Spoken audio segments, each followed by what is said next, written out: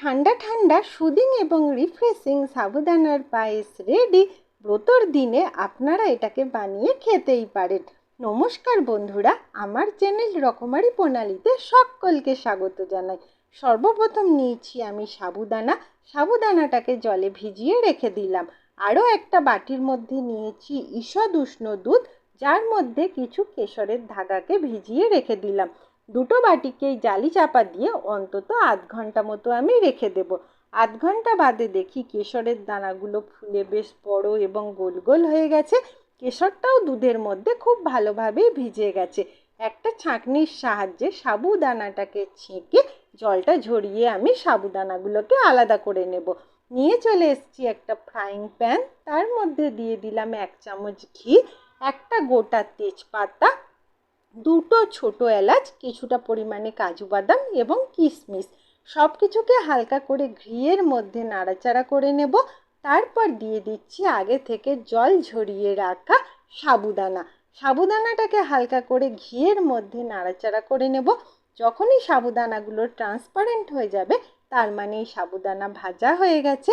আমি এখন ওপর থেকে দিয়ে দিচ্ছি প্রয়োজন মতো দুধ। মিডিয়াম ফ্লেমে দুধটা দেবার পর আস্তে আস্তে আমি একটা হাতার সাহায্যে নাড়াচাড়া করতে থাকবো। নাড়াচাড়া করাটা ভীষণই জরুরি, না হলে সাবুদানাগুলো লাম্ব হয়ে যাবে। 2-3 মিনিট ফুটিয়ে নিলে যখনই সাবুদানা সেদ্ধ হয়ে যাবে, দিয়ে দিচ্ছি পরিমাণ মতো চিনি দেবার পর দুটো ছোট এলাচকে আগে থেকেই আমি ক্রাশ করে রেখে দিয়েছিলাম, দিয়ে দিলাম দুটো ক্রাশ করা ছোট এলাচ। সব কিছুকে ভালোভাবে মিক্স করে নেব।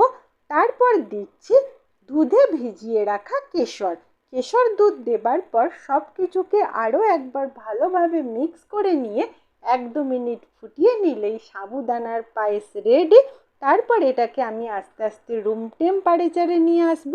নিয়ে চলে এসেছি আইসক্রিম বোল, সেই আইসক্রিম বোলের মধ্যে সার্ভ করে দিলাম সাবুদানার পায়েস। ওপর থেকে ছড়িয়ে দিচ্ছি কিছু কেশরের ধাগা। এবার এটাকে ফ্রিজে অন্তত 2 ঘন্টা রেখে ঠান্ডা ঠান্ডা সাবুদানার পায়েসকে ডেজার্ট হিসেবে সার্ভ করা যেতেই পারে। Just prepare it and enjoy. Recipe ভালো লাগলে লাইক করবেন, সাবস্ক্রাইব করবেন। ধন্যবাদ।